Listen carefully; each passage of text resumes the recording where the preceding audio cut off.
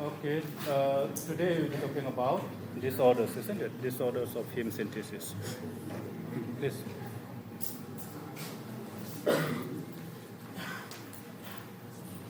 Okay. Uh, Disorders of heme synthesis. Yesterday we have seen 8 enzymatic step reactions, isn't it? The heme synthesis involves 8 enzymes that ultimately leads to the synthesis of heme, isn't it? 8 enzymes are involved. Some of the enzymes are present in mitochondria, some of the enzymes are present in cytosol. So any of the enzyme deficiencies of heme synthetic pathway will lead to disorders of heme biosynthesis. Okay. These are genetically inherited diseases, genetic diseases. Okay. They are called the porphyrias. They are known as porphyrias. Okay. Porphyrias. So we'll be seeing them one by one. But the heme disorders, yes. So what is X-linked sideroblastic anemia? Another group, one group is called one of the first enzyme deficiency of heme synthesis. What is the first enzyme? First enzyme was allosynthetase, right? Allosynthetase deficiency does not cause porphyria. Okay. Allosynthetase deficiency causes sideroblastic anemia. We'll be talking about that later on. But rest of the enzyme deficiencies will lead to porphyrias. Rest of the enzyme deficiencies will lead to porphyria, except the first one. So, porphyria in Greek, it means purple color. Okay, you're learning Greek. Porphyrias are the genetic disorders due to abnormalities in the pathway of heme biosynthesis, which results in accumulation and excretion of porphyrin or its precursors in the urine and the feces. Isn't it? I think we explained. Okay? Either there will be accumulation or excretion of porphyrin or its precursors. Can you name some porphyrins or porphyrin precursors from yesterday's class? Uroporphyrin, isn't it? Uroporphyrin is the porphyrin. What is the precursor of uroporphyrin?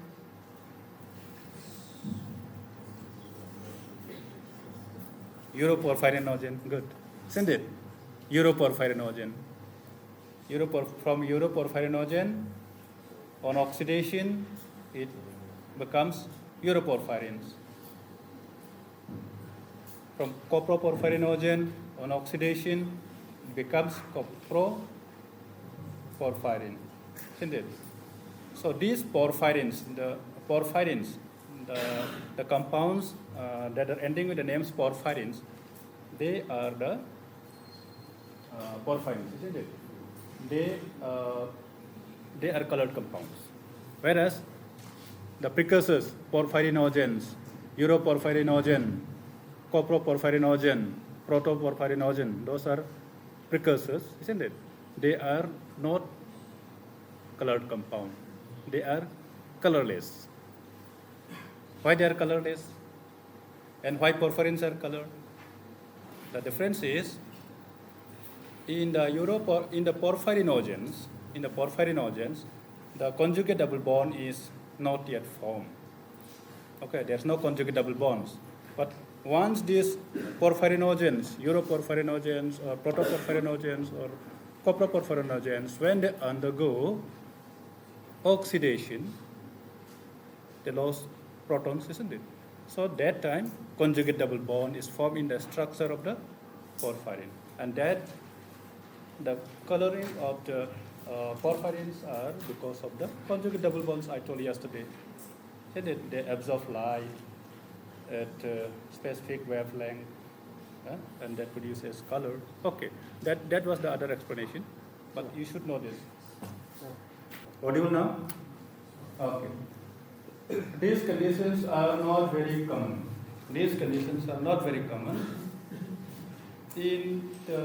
Till now, I have seen only one case.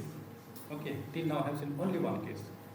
That was somewhere in 2013 or 14, I saw one case of porphyria. Okay. It's a very rare disease. It's very conditions are very uncommon, not very common, but important in differential diagnosis of abdominal pain and a variety of neuropsychiatric findings. So you must know because of this reason. Otherwise, it's very rare disease. If you don't study also, in your lifetime you will not find any patient, isn't it? But you should know it, so that sometimes, by chance, if you find, you may not. I mean, if this idea of porphyria doesn't exist in your mind, then you'll never think of porphyria, isn't it? You will always think of something else. So, conditions, but important in differential diagnosis of abdominal pain and a variety of neuropsychiatric symptoms. That means these patients present with abdominal pain, acute abdominal pain. Huh? So many times these patients land up in the emergency OPD or in the surgery department, thinking that they have some kind of pain abdomen related to surgery. But okay, so you have to exclude this. You should know because of this reason, so that unnecessarily you will not land the patient in the surgery department, isn't it? So, and they will have a variety of neuropsychiatric symptoms. The patient will act like a psychotic patient, isn't it? So you have to identify, you have to differentiate that this is not because of psychotic, but because of porphyria. So because of this reason, you should know what are the characteristics of a porphyria patient, what are the clinical features, what are the different types, all those things, isn't it? Just to, that is very important. Porphyrias can be either genetic or acquired. Okay, porphyrias mostly genetic, but it can be acquired also. Okay, acquired because of lead poisoning or heavy metal poisoning can cause porphyria. We'll be talking about it later on. But let us focus on the major porphyrias, which are genetically inherited. Clinical signs and symptoms in porphyria are due to accumulation of porphyrin or its metabolite intermediates and not due to the reduction in heme synthesis. Okay, this also you must remember this line. Whatever symptoms you see in a porphyria patient, those are not because of decrease in heme synthesis, but they are because of the accumulation of porphyrin or its intermediates, isn't it? Because see, when any of the enzymes are defective in biosynthetic part of this heme, definitely the quantity of heme produced will be less, yes or no? Any of the enzyme defect in the heme synthetic part will lead to decrease in heme synthesis, the final product of the pathway, isn't it? But the symptoms are not because of deficiency or decreased amount of heme, here in porphyria. The symptoms are because of the intermediates that are produced. Depending on which enzyme is defective. Suppose this particular enzyme is defective, the previous substrate will accumulate, isn't it? Or there will be deficiency of the other compounds below the grade. So you should have clear concept of this. Okay. Here it is saying, so the description should be there. If the enzyme lesion occurs early in the pathway, prior to formation of porphyrinogens, okay, then there will be accumulation of ALA in PBG, and the patient will be characterized by neuropsychiatric signs and symptoms. So, the symptoms of the patient will depend on which particular enzyme is involved. Basically, the porphyria patients, they will show two types of symptoms. One is called pain abdomen and neuropsychiatric symptoms, and other groups will present with cutaneous symptoms, photosensitivity symptoms. Okay. So, if the enzyme lesion, there are 8 enzymes, isn't it? First, enzyme deficiency does not cause porphyria, rather it causes your sideroblastic anemia. Second and third enzyme. If the second and third enzyme of the pathway, you have to refer to the pathway. If the second and third enzymes of the pathway are defective, then there will be accumulation of ALA and PBG, ALA, delta aminoglycolic acid, and porphyrin, isn't it? So in this case, what kind of symptoms you will be getting? In this case, you will be seeing this group of symptoms, neuropsychiatric signs and symptoms. If the defect is early, if the earlier enzyme, first, second, third enzymes are involved, then you are going to see this kind of symptoms, neuropsychiatric symptoms in the patient. Okay.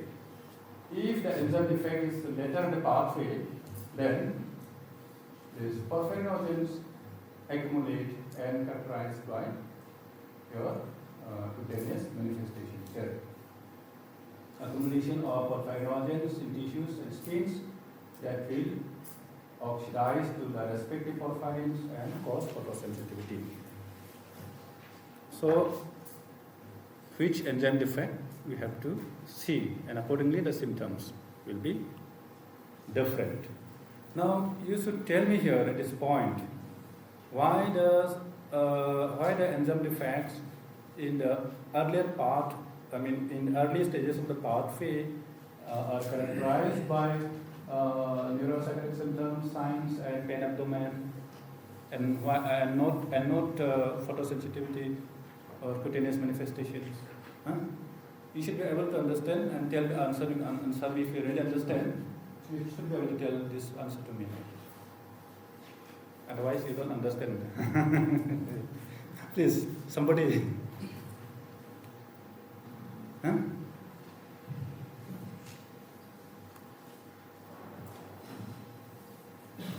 Any guess? Any guess? Huh? Think of the logic. If the early enzymes are defective,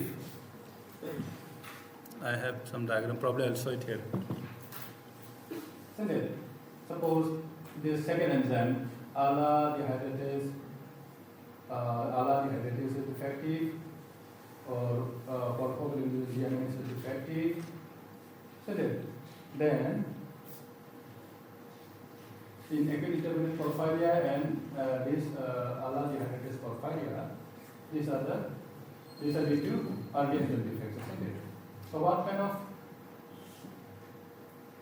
no cutaneous symptoms? I said these two conditions will have no cutaneous symptoms, whereas the rest of the disease will have cutaneous manifestations. Here the manifestations will be mostly neuropsychiatric symptoms, isn't it? And pain abdomen. Now hit answer me why? Somebody with any answer? If somebody have noted down the intermediates.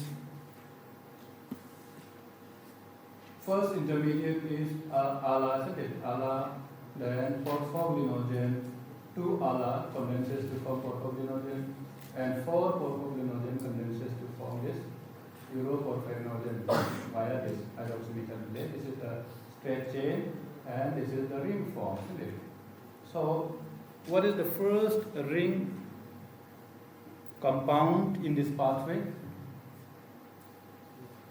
First ring form of the tetrapyrrole ring. We are going to make this tetrapyrrole ring with iron in the center.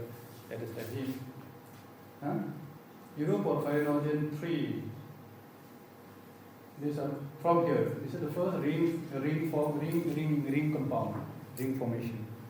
4 tetrapyrrole forming ring by methylene bridges. This is the first structure, and then second, third, like that. These are all ring structures, whereas these are not ring structures. So you have to understand the synthetic part. So uroporphyrin, from uroporphyrin down this side, these are ring compounds. That means the 4 pyrrole ring, they are connected by methylene bridges, isn't it? And when these porphyrinogens, so these are all porphyrinogens, when these porphyrinogens get oxidized, they form porphyrins, corresponding porphyrins. So corresponding porphyrins of these porphyrinogens will have that conjugate double bond in the structure, isn't it? And these conjugate double bonds absorb light, UV light, at 400 nanometer.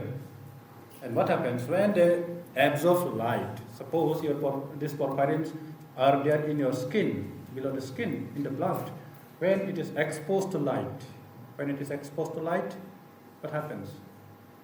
These porphyrins, they emit red fluorescence.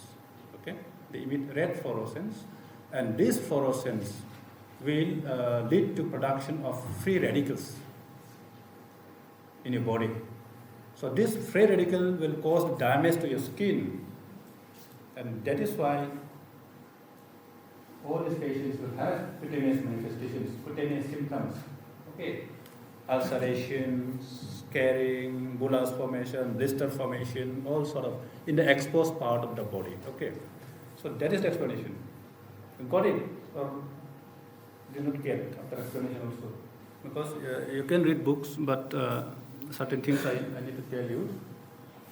Okay, so porphyrinogens okay, this is already done. I see. Absorb light at 400 nanometer band. This band is called solid band. Some people might be interested to ask what is solid band is that. So you have to understand what it is. And emit strong red fluorescence is cause production of free radicals. Okay. So this is the explanation why some of the patients of this porphyrias, they have cutaneous manifestations, some do not have cutaneous manifestations. Okay. So these are the different types of porphyrias. First one, no porphyria. One, acute intermittent porphyria. And this enzyme essentially lead to congenital erythropoietic porphyria. This is also called Gunter's disease. Then uroporphyrinogen decarboxylase, it causes this one. Porphyria cutaneous terda. Then another oxidase, porphyrinogen oxidase, this one. This oxidase, very good, and this last enzyme, carotidase process. Okay, so though they are not very common, but we'll see them, some important ones. Okay, little common ones. Okay, what I was trying to tell you was here, some these porphyrias, this acquired, this non-acquired is due to lead poisoning, but these porphyrias, these inherited ones, genetic ones, they can be again categorized into this erythropoietic and hepatic. Okay, this classification is just simply if the enzymes affected are from the liver, then they belong to the hepatic, or if the affected enzymes are in the bone marrow, in the erythroid precursors, then they belong to the, okay, just simply to denote the location of the defect. Okay, now we'll see one by one this some of the important ones. Okay, the porphyrias. Acute intermittent porphyria. So we used to ask in exam sometimes about it. Short note on acute intermittent porphyria. This I left yesterday. Okay, acute intermittent porphyria is an autosomal. Okay, read this paper. Typing this paper. Autosomal dominant hepatic porphyria. So hepatic porphyria is the absence of HMB synthase, hydroxymethylbilin synthase. Or this enzyme is also known by this name, UPG, uroporphyrinogen 1 synthase, or porphyrin deaminase. Yesterday actually I forgot to tell about the deaminase part of this enzyme. In the second, this is the third reaction. There is removal of amine group, ammonia, deamination. So these are the different three names of this enzyme: HMG synthase, UPG1 synthase, and PBG deaminase. So the efficiency of this enzyme will lead to accumulation of ALA and porphyrin. What are the clinical features? There will be no photosensitivity. Major symptoms are neurovisceral, like abdominal pain, vomiting, and neuropsychiatric symptoms. You can write down. Accumulation of ALA and porphyrin block GABA receptors, leading to excitation of visceral pain fibers, leading to acute abdominal pain crisis.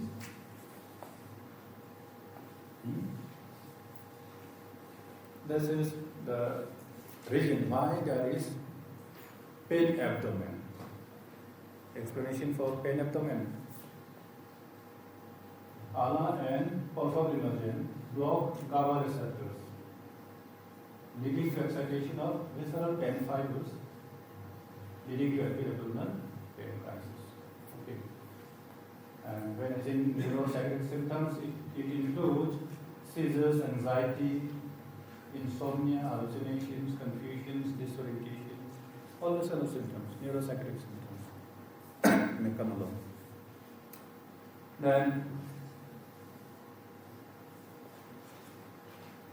okay, so during acute porphyria attack, ALA and PBG are excreted in the urine. ALA and PBG are excreted in the urine, and the urine turns dark after some time due to oxidation of porphyrin to porphyrin. Isn't it? So there is a darkening of color. The patient, suppose the patient is given a urine sample, initially it will be little quite clear or reddish, but not clear reddish, but after some time it will become very dark. So it is because of the oxidation of this porphyrin to porphyrin. Certain drugs such as barbiturates, anticonvulsants, ethanol consumption, steroid hormones can precipitate symptoms. Okay. Certain drugs these drugs can precipitate. That means some of these drugs can induce heme synthesis. They induce ALA synthase enzyme. Okay. They induce ALA synthase enzyme, so heme synthesis will be increased. And when heme synthesis, when ALA synthesis, more of the intermediates will be produced, isn't it? So more symptoms will be there. Treatment is administration of hematine and glucose. Okay. So when you give hematine and glucose, they will act as a repressor to the ALA synthase gene. So the gene for ALA synthase will not be transcribed. Okay. This glucose and hematine. Hematine, when iron in the heme is converted to ferric, heme becomes hematine. Okay. This is hematine. And glucose can cause reduced symptom by repressing ALA synthase gene. So glucose can reduce transcription of ALA synthase gene, isn't it? Glucose. So other way around, starvation can stimulate the synthesis of heme.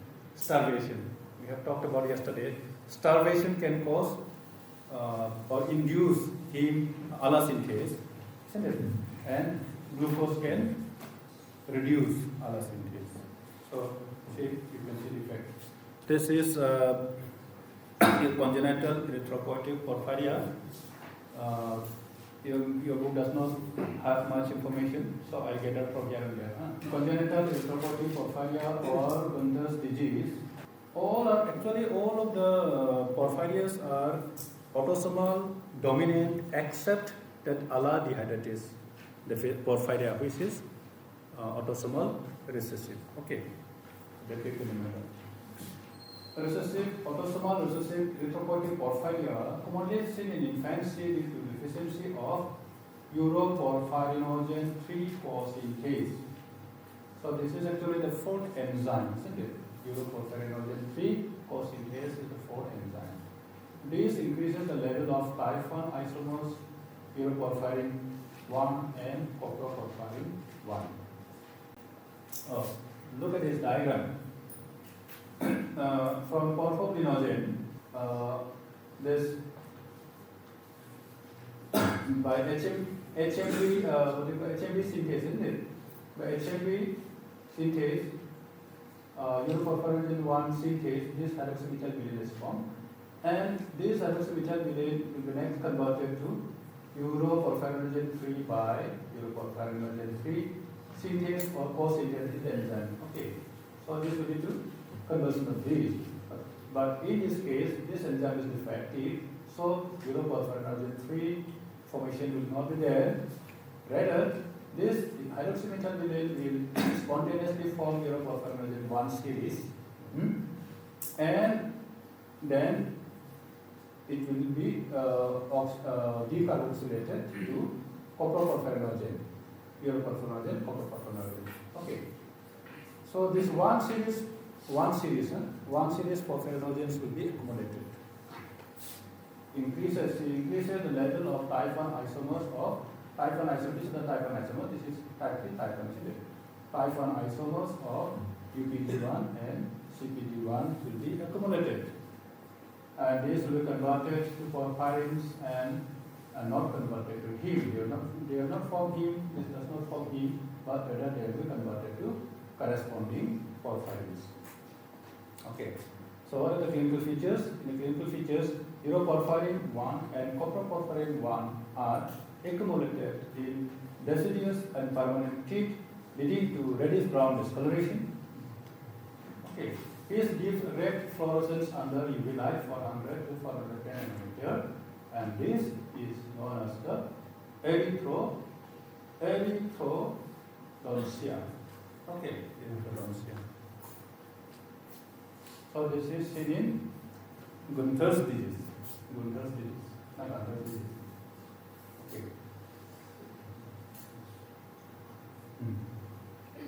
They are excreted in urine as well as porphyrins, corresponding porphyrins will be formed.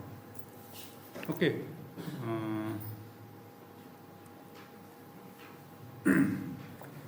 So here the patients are highly photosensitive in the exposed part, hyperpigmentation, skin thickening, ulceration, itching, blisters, all disfiguring skulls, deformities of digits, and facial features. This is actually cornea, spelling the corneal ulcers and scarring. All these things will be there in the patient.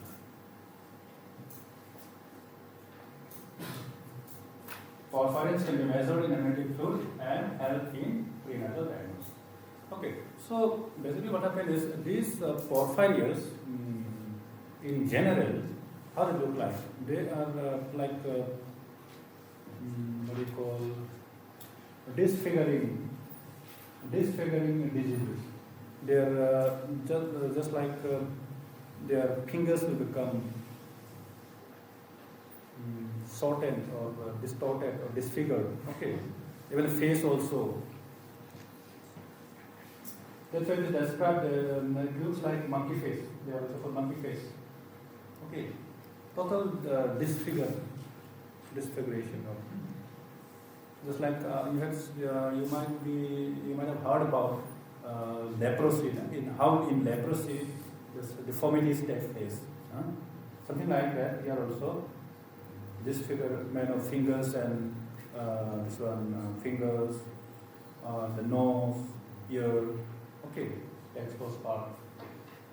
Okay, just Google and see porphyria image. I don't have. I couldn't find it. I mean, I could not get it done. Okay, now next is Porphyria cutánea terda. What is the enzyme deficiency? Enzyme deficiency is uroporphyrinogen decarboxylase. You can just open the textbook and see also. Is it there? Okay, so decarboxylase, uroporphyrinogen decarboxylase. This enzyme converts uroporphyrinogen to coproporphyrinogen, right? So that enzyme deficiency causes this Porphyria cutánea terda. So it mainly affects the skin. So there will be accumulation of uroporphyrinogen 1 and uroporphyrinogen 3. Okay. Next for you. This because of let us see the diagram. Porphyria cutánea terda, isn't it? Porphyria cutánea terda This is because of uroporphyrinogen decarboxylase deficiency. This converts uroporphyrinogen 3 to copper porphyrogen. Okay. Where was it? Here. Okay. So it mainly affects the skin. So this is also called vampire disease. Some people call it vampire disease. People with this disease often experience symptoms for exposure to sunlight. Porphyrins react with molecular oxygen to form oxygen radicals or free radicals, which cause severe skin damage.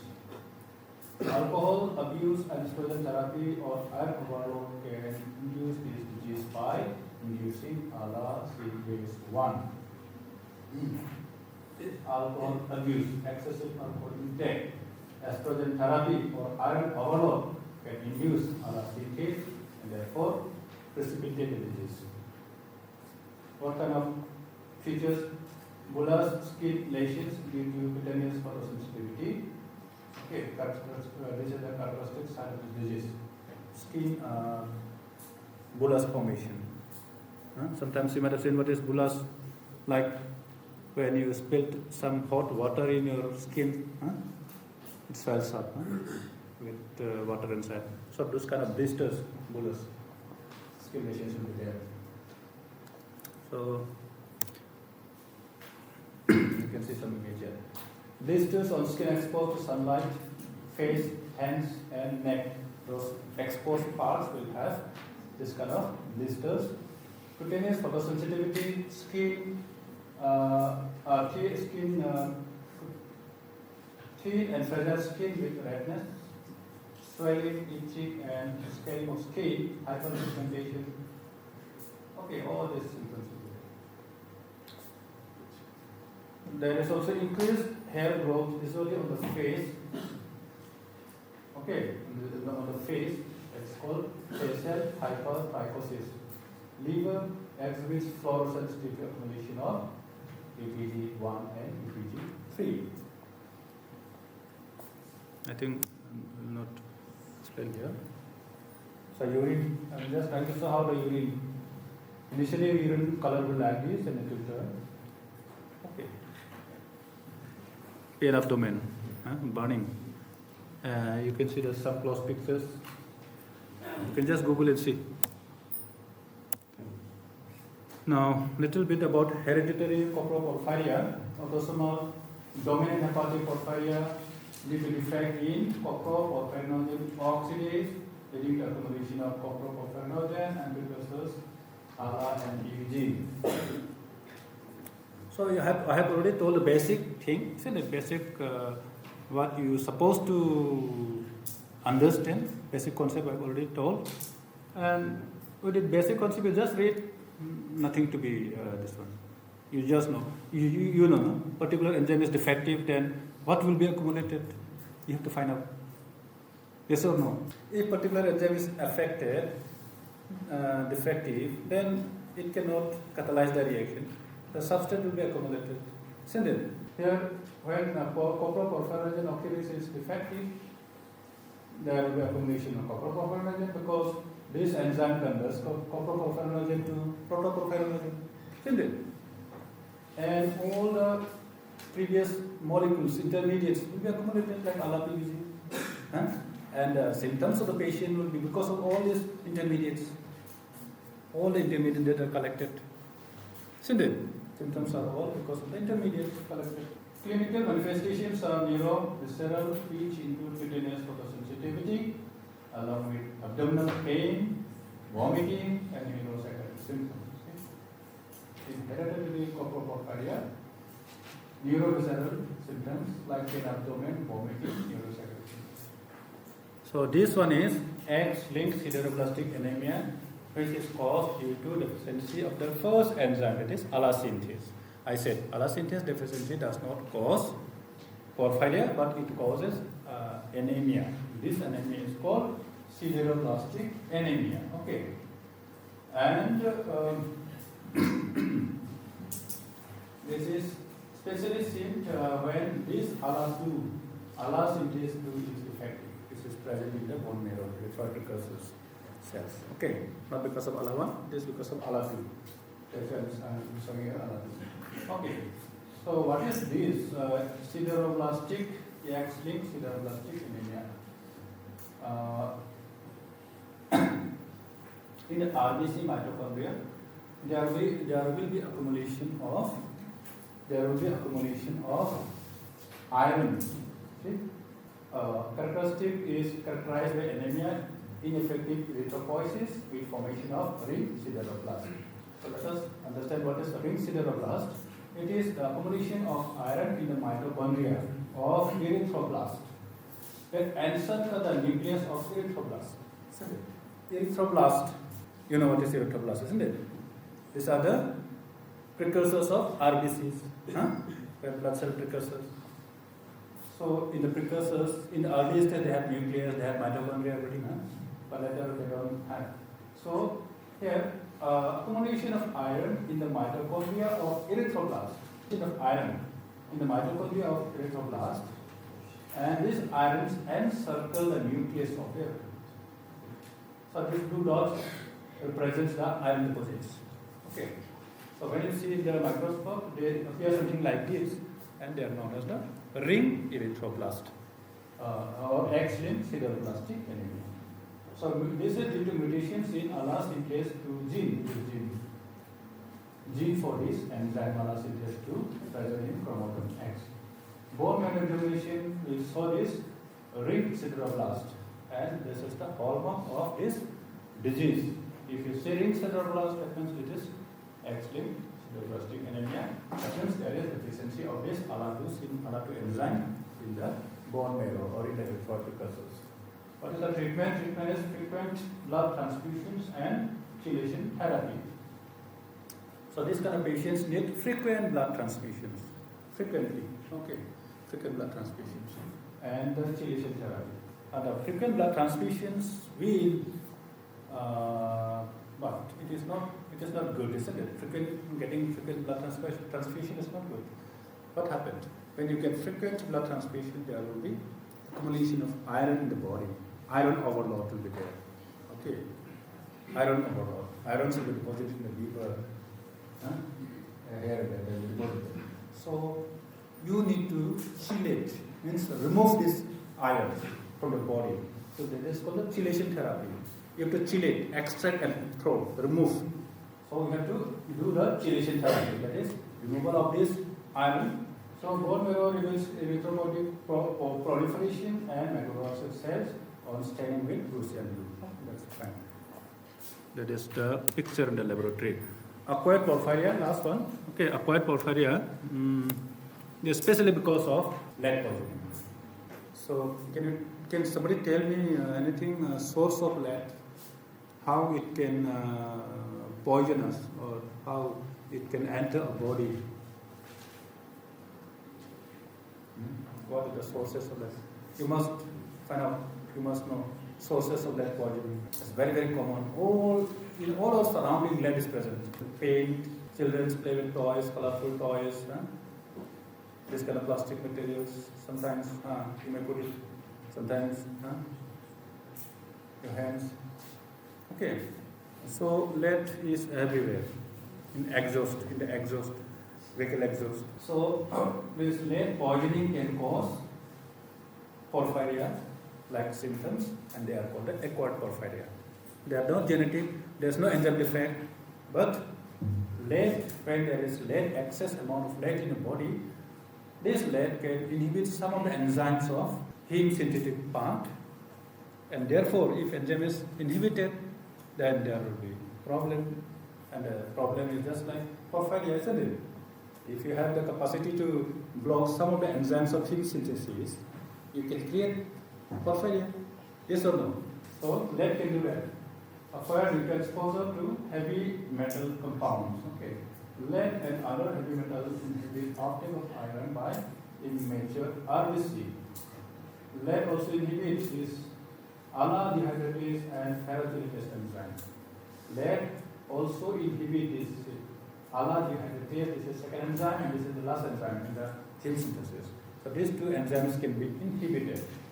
leading to increased excretion of coproporphyrinogens and protoporphyrinogens. The characteristic of lead poisoning is increase of ALA in circulation. So, if you suspect lead poisoning and if you do blood test in the blood, you find increased amount of ALA, delta aminoleucoleic acid, isn't it? This is due to lack of feedback inhibition of ALA synthase by heme.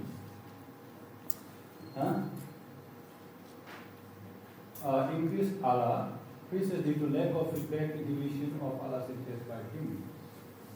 Actually, ALA synthase is inhibited by feedback mechanism by heme, isn't it? The end product is heme, it can inhibit ALA synthase. But here, ALA synthase will not be. In lead poisoning, ALA synthase will not be. This is also called plumbism. Lead poisoning, poisoning is increase in ALA, increase of ALA in circulation, and this is called plumbism. So, I think that's all. Diagnosis in general. To measure porphyrins and antiprecursors in urine, blood, or stool. Okay. Diagnosis can be done by measuring porphyrins and antiprecursors in the urine sample, blood sample, or stool samples. Okay, I will not go into details, but what are the things that are measured? Porphyrinogen can be measured, ALA can be measured, or porphyrins may be demonstrated in the urine. Uroporphyrinogen 1 CDS analysis can be done, or DNA-based testing, or molecular genetic testing of the gene. We can look for the defective gene, identify the defective gene of those enzymes, 8 enzymes. Okay. So actually, to understand biochemistry, you don't need to understand step by step. You just need to understand the skeleton of the. Otherwise, step by step, word by word, you will not understand. I think that's all. Okay, thank you.